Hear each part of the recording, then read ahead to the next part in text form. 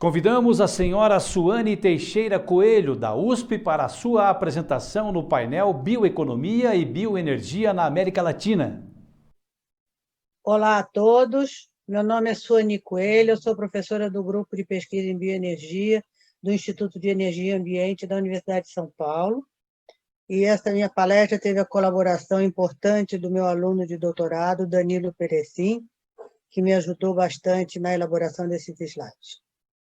Nós vamos falar nessa sessão sobre bioeconomia e bioenergia na América Latina, mas focando, em particular, o caso do Brasil, já que nós temos outros colegas focando outros países da América Latina. O sumário principal da nossa palestra vai envolver uma apresentação rápida da biomassa na nossa matriz energética brasileira e na nossa matriz elétrica, um pouco sobre a geração de energia com biomassa, o caso específico do biogás e os mapas georreferenciados que nós acabamos de lançar no estado de São Paulo, e, finalmente, a importância disso no contexto da bioeconomia circular. Como já é conhecido dos brasileiros, mas não tanto, talvez, dos colegas de outros países, nós temos uma matriz energética brasileira com uma participação bastante importante de energias renováveis, com 46% de renováveis, sendo 18% da biomassa de cana-de-açúcar, que envolve o etanol e o bagaço de cana para cogeração. Depois seguido de hidroelétrica, lenha e carvão vegetal, usado no setor siderúrgico, e outras renováveis, como a energia eólica. No setor de transportes, nós temos uma contribuição importante dos biocombustíveis, como nós podemos ver nesse gráfico. Os biocombustíveis, na verdade, correspondem a 27% do total de combustível consumido no setor de transportes e 21% do total vindo da cana-de-açúcar. 41% são os veículos leves. Isso é muito importante para o Brasil, porque o Brasil assinou, em 2015, o Acordo de Paris, se comprometendo a reduzir as suas emissões de gás de efeito estufa em 37% até 2025 e em 43% até o ano de 2030. E, para isso, nós vamos ter uma participação importante das renováveis e dos biocombustíveis. Já na nossa matriz elétrica,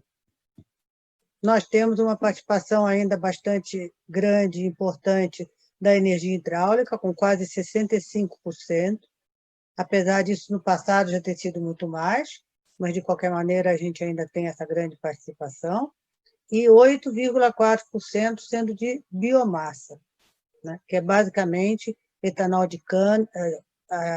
o bagaço de cana e as outras biomassas nos diferentes setores envolvidos. De uma forma geral, nós temos 85% da nossa matriz que envolvem opções de geração de eletricidade com baixa emissão de carbono. Quando nós vamos olhar a capacidade de geração de biomassa, nós podemos ver que o principal contribuinte da geração de eletricidade com biomassa é a cana-de-açúcar, especificamente o bagaço de cana, que é o subproduto da produção de etanol, com quase 12 gigawatts instalados,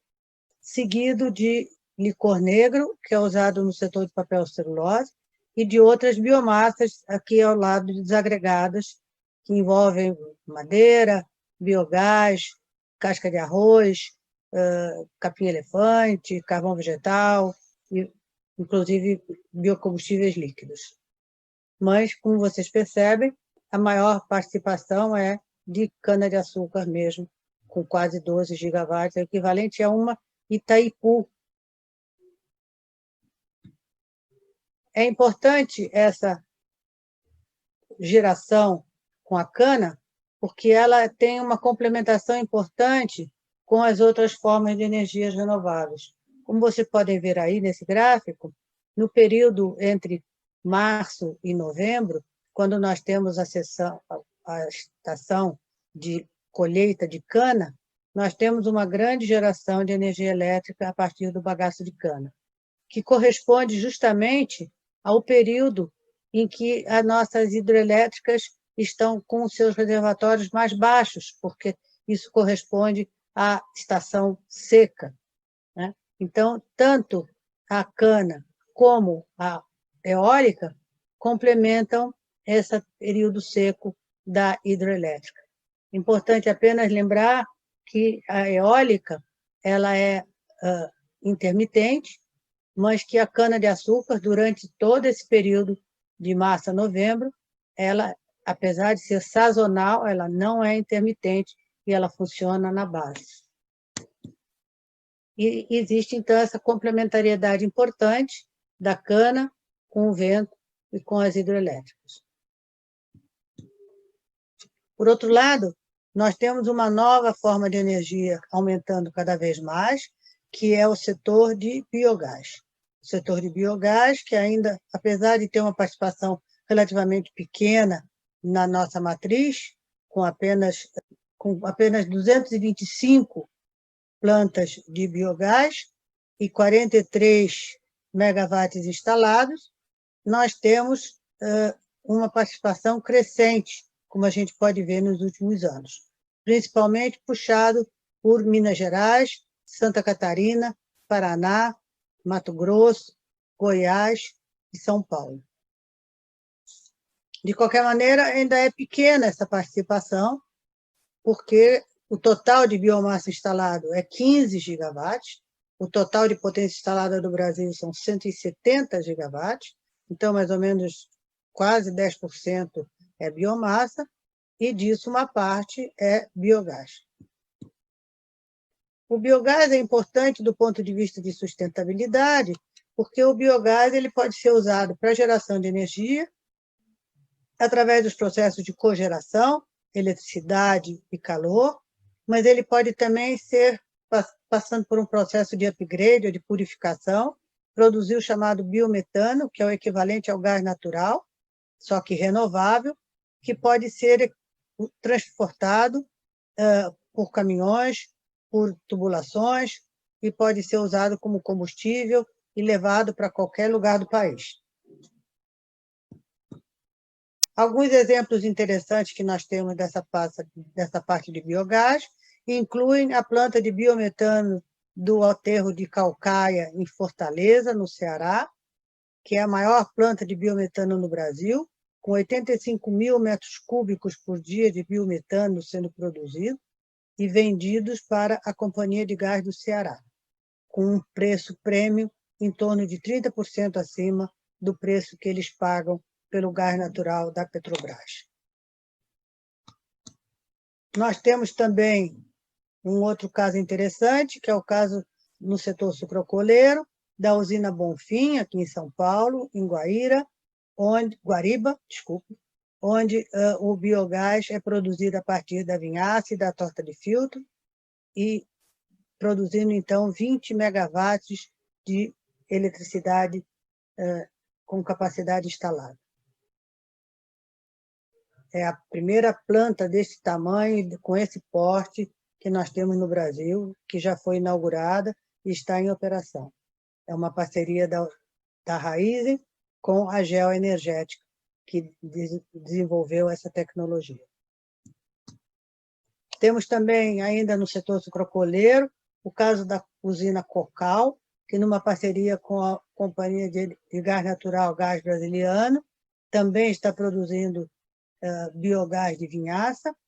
Uma parte desse biogás ele vai produzir eletricidade, uma parte ele é limpo, feito upgrade para produzir biometano, e a Gás Brasiliano constrói um gasoduto dedicado que vai levar o biometano da usina Cocal até os municípios próximos de Pirapozinho, Narandiba e perto até de Presidente Prudente. No entanto, esses potenciais que nós temos no Brasil são ainda muito maiores do que esses casos que nós estamos vendo aqui. Aqui no Brasil, nós já fizemos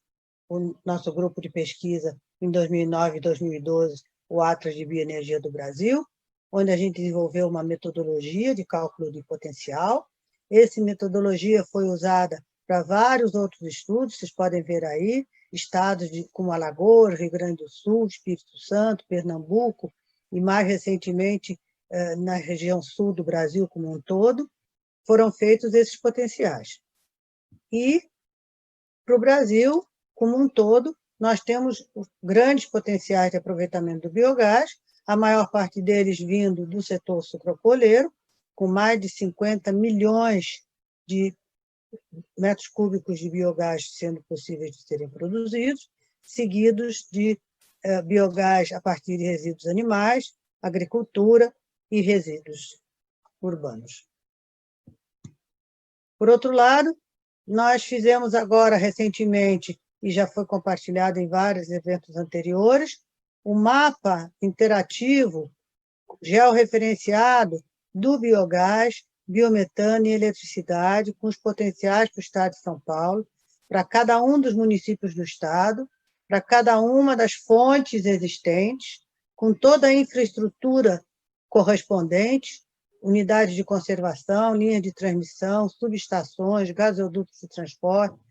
E, como é um mapa interativo, que está disponível nesse link mostrado aí no slide, ele pode ser analisado caso a caso. Basta a gente clicar na fonte que a gente quer, ou clicar no município que a gente tem interesse, e a gente tem todos os dados detalhados e desagregados. Os resultados são expressivos. Num estado como São Paulo, que é o estado mais industrializado do Brasil, com 46 milhões de habitantes, responsável por mais de 30% do produto interno bruto do Brasil, o setor de açúcar e álcool é o que teve o maior potencial. O potencial de geração de energia elétrica é equivalente ao consumo de 93% das residências do estado. E a produção de biometano pode substituir até 72% do diesel comercializado também no estado. Agora, num próximo projeto que nós estamos terminando, nós estamos fazendo um novo Atlas, esse agora não apenas com biogás e biometano, mas também com eletricidade de todos os tipos de resíduos de biomassa, inclusive biomassa sólida, resíduos agrícolas, resíduos de silvicultura e de todos os demais resíduos, inclusive resíduos sólidos urbanos. Em breve, esse mapa, esse Atlas, vai estar disponível também no nosso site, e inclusive na forma impressa. Na verdade, o próprio governo brasileiro tem projeções interessantes para o biogás no futuro próximo. Para 2029, são projetados 400 megawatts de potência instalada, quase 4 bilhões de metros cúbicos de biometano, somente de vinhaça e da torta de filtro, que são subprodutos do setor de açúcar e álcool. E isso é uma oportunidade importante, porque somente o setor consome mais de 2 bilhões de litros de diesel, 2,5 bilhões de litros de diesel. Então, esses 3,9 bilhões de nanômetros cúbicos de metano, eles podem ser usados para produzir 2,3 gigawatts de eletricidade ou substituir 3,5 bilhões de litros de diesel. E isso é particularmente importante, porque, como nós podemos ver nesse mapa, toda a nossa estrutura de distribuição de gás natural, ela fica, de fato, em algumas partes do país, como na costa, o gasoduto Brasil-Bolívia, que atravessa São Paulo e Mato Grosso do Sul, e o gasoduto lá no Amazonas, de Urucu. Na maior parte do país, nós não temos infraestrutura para gás natural. E mesmo que a gente tivesse o gás natural, também a gente deverá ter por causa do pré-sal, esse gás natural não teria como se escoar. A vantagem do biometano é que ele pode ser produzido de forma descentralizada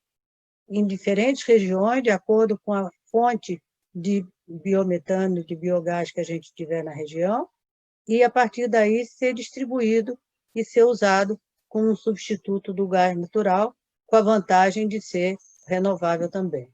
Aqui embaixo vocês têm as diferentes fontes de energia para a produção de biogás e a localização delas.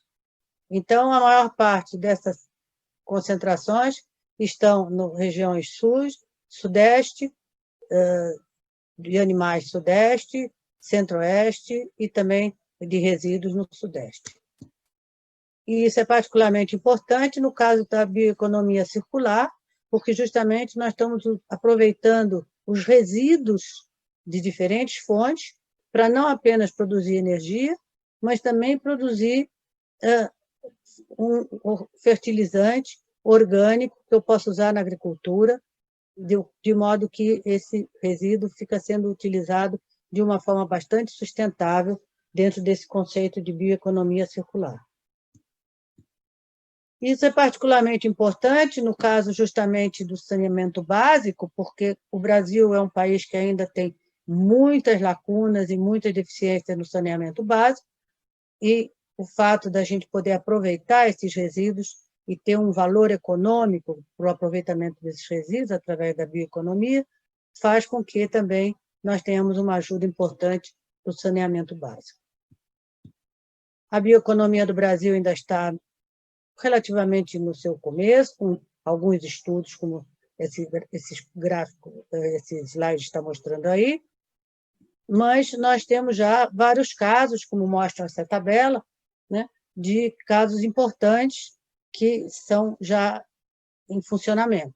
O caso de Calcaia, que eu mostrei anteriormente, os casos de biogás no setor sucroalcooleiro e também a planta de gaseificação de resíduo sólido urbano